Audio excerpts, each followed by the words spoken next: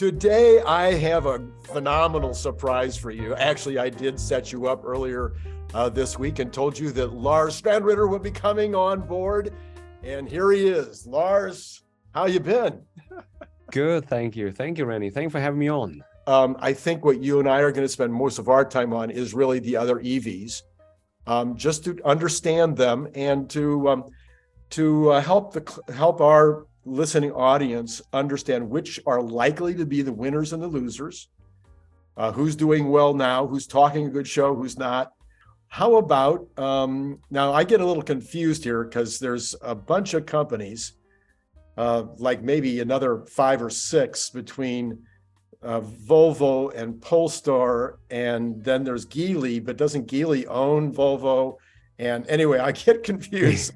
Is Geely kind of the Yeah, Geely is the mothership. mothership? Okay, Yeah. okay. And they bought Volvo and very smartly disguised the Polestar as a Volvo electric vehicle spin-off kind of thing. Right, Even right. though it's Geely, it's a Chinese car, but it appeals to the European people that think that, oh, that's just the spin-off of Volvo. So I think that's a great electric car too as well. I think the Polestar is doing really, really well, and makes them. And the next one I saw, the Polestar 3 in Göteborg in and a car show up there, and that looks great. That was a good looking EV, much better than the first Polestar even. Also, the screen and stuff like that, because I think the screen in the old one was a little bit big bezels and it doesn't look really high tech when you get in close and sit in the car, but this one looks much better. So I think Geely is actually not a small company. They make like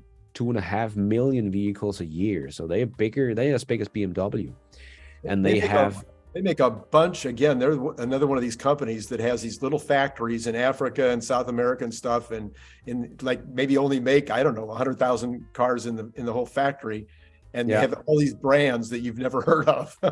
Yeah, small weird cars driving around in Africa, right. and yeah, and I think that's where we're also going to see a big bulk of the EVs coming from. That is the mainland of China, because they have so many players over there.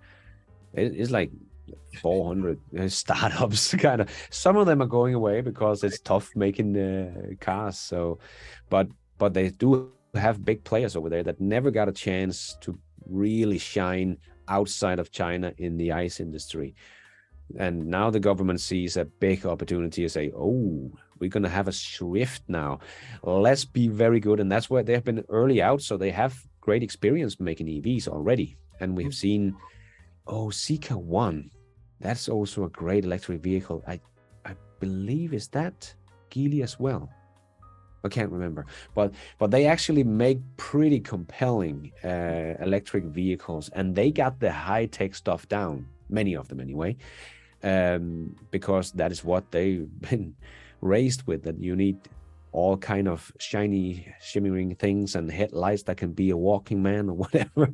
They have many funny things, but they're really good at it. So I think we're going to see a big bulk of these 40 million of more electric vehicles coming out of China. And it's not just going to be BYD, but they're going to be one big boy in there. But I think the others could rise to the occasion, because we're always talking about Tesla rising fast, and now they're bigger than Volvo, and we're like, but why can't Volvo raise as fast? Why doesn't they just sell more cars? Because they are already in this ICE market share that is already saturated. So but if they can get fast over to EVs, they can rise. And I think we're going to see that with some of the Chinese players as well. Like Geely, for example, have 2.5 million vehicles a year. They could probably rise to 4 million and become an even bigger player. So I think we could see some of the medium-sized guys in China rise up to become quite big boys by the end of the decade. Yeah. I also look at Geely as probably being one of those top 5 producers, because they seem to be nimble. I'm right now in this kind of an environment. You're looking for a company that's nimble, that can move on a dime and make a decision and then just execute. This is this is what I have always been so thrilled about with Elon is, yes, he's a brainiac. Yeah, he's an amazing engineer. Yeah, he invents stuff. Yeah, he's got a grand vision. But you can have all of that stuff and not execute. Yeah. But it's the executor. It's the person that actually says, "Here's my vision," and then 5 years later, you go back and you go, "Oh my gosh, all that's been done." Yeah, exactly. It's the pace of innovation. It's not the innovation itself. You can have the best innovation, but if it take you 20 years to implement it, it doesn't really matter. Lars, again, lovely to have you here. Hey, everybody, go to his channel, sign up for his channel, sign up for his Patreons, follow him on Twitter, do all that stuff. I'll make sure all of that information is in the information below. And, you can like this channel too, if you kind of liked what we just did. And Lars, see you again soon, we hope. Thank you. Thank you so much for having me, Randy. All right, great. Click the link below to get your paperback, Kindle, or audiobook now.